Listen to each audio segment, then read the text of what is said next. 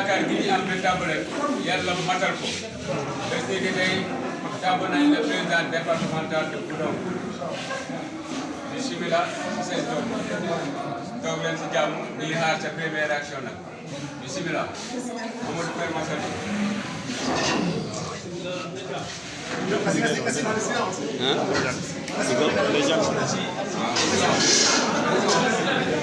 sa première impression assalamu alaikum rahmatullah madame la présidente Ndeye Diallo moi bien content na et Tony content na Kafo bien content puisque ça il fallait installer à partir d'aujourd'hui le président artisan du département de Goudomp donc moi c'est mon opportunité toro ani muta pour kake artisan les Goudomp sa te konani raison bien kono c'est mon keno mo be ni bismillahir rahmanir rahim assalamu alaikum ba mo be content na momo min nata janta doron be mo be konton na ka faale kon se wotal lo nyala mashallah on contenta momo min nata ja alma alay kayro kay na kontondir folo mba sambala président ali commence avec tous ses membres ka fo alhamdulillah se wotal fo se wo mi yalla no ko dandu la taala o kontondiro ko lambe monsieur le maire konton na e ka fo mi e monsieur Cissé ba konton na ba ke maire de Goudomp man siya dango machallah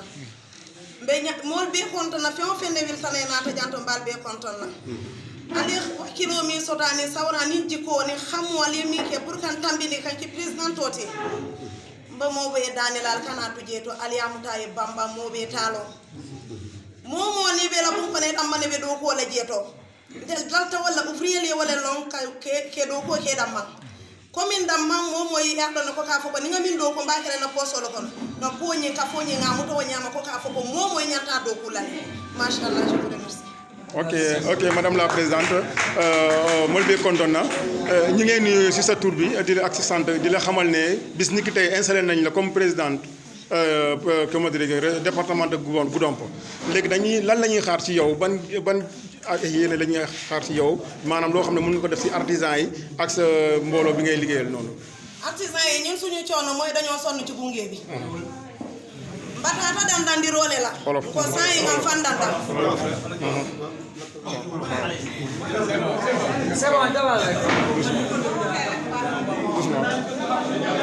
dañoo sonn ci gunge bi maanaam ñun fi mu ne nii dañoo bëgg gunge suñu bopp. kenn ku ci nekk daal bëgg na gis boppam ci liggéey ci liggéey bu muy def.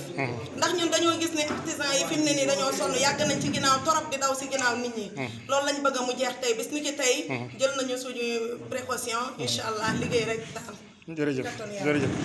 vice président xama monsieur Massali bon mo la jëlé kilo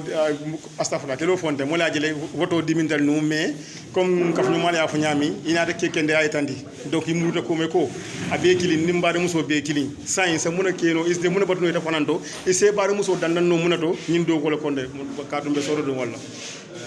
assalamu alaikum bari artisan de konde na batani la tanu alma ala yo abara na be on jam presque makno o demande ko la mun kada artisan la nyaada tax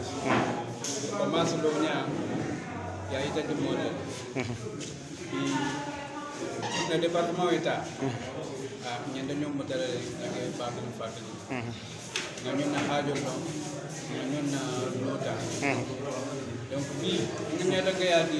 dina manya na tulaji da mai tra ko donc me ñanda den wala la watanya ñen kala donc ani man jamal wala ñaati agada ko ko no information na na ko ga ala ba na ko ga na